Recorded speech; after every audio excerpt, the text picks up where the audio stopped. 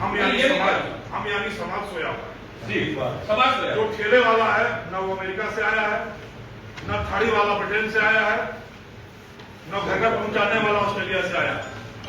वो इसी समाज में पनप रहा है, इसी समाज में फल फूल रहा है और समाज आंखें बंद किए बैठा है। यदि इन अपराधियों के प्रति आपके समाज में, हमारे समाज में यह स्वीकार्यता रहेगी तो ये अपराधी हमेशा फले फूलेगा। पुलिस डाल चलेगी तो ये पात चलेगी यदि समाज सोया रहेगा तो। और एक बंद कमरे में आवाज उठाकर हमारी जिम्मेदारी खत्म नहीं हो जाती। वो जो ठेले वाला है, वो जो थाड़ी वाला है, वो कहां से आ रहा है? यदि आपको यह पता है कि यह व्यक्ति यह काम करता है तो उस समाज में कैसे रह पा रहा है? वो आपके पड़ोस में मकान बना के कैसे रह रहा है? और आप क्या कर रहे हैं? मेरा आह्वान है कि इनके खिलाफ उठ खड़े होइए। समाज में इस तरह के अपराधी, अराजक, जरायम पेशा लोगों के खिलाफ मुहिम होनी चाहिए। इनके खिलाफ स्वीकार्यता खत्म होनी चाहिए और इनके खिलाफ माहौल बनना चाहिए। आज हमारे पड़ोस का लड़का अगर किसी लड़की को छेड़ता है तो पूरा समाज, पूरा मोहल्ला खड़ा हो जाता है कि अपने लड़के को संभालो।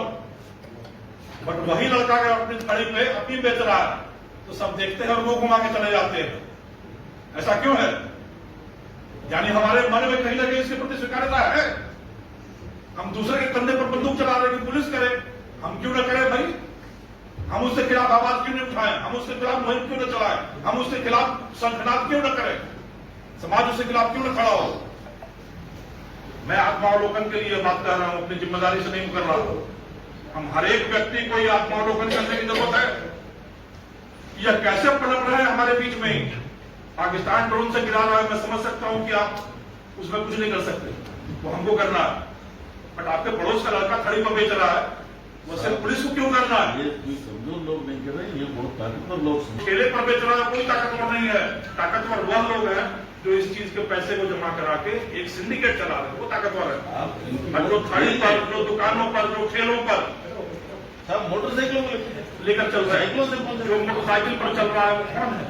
साहब आप लड़ाई करेगा, झगड़ा करेगा 10 साल तो मैं भाई वो करेगा तो हम आपके साथ खड़े होंगे। हम चलता है, आप किसी छेड़खानी करने वाले के खिलाफ खड़े होते हैं तो वो भी तो आपसे लड़ाई कर सकता है, बट आप खड़े होते हैं ना, क्योंकि उस चीज के प्रति आपके मन में स्वीकार्यता नहीं है।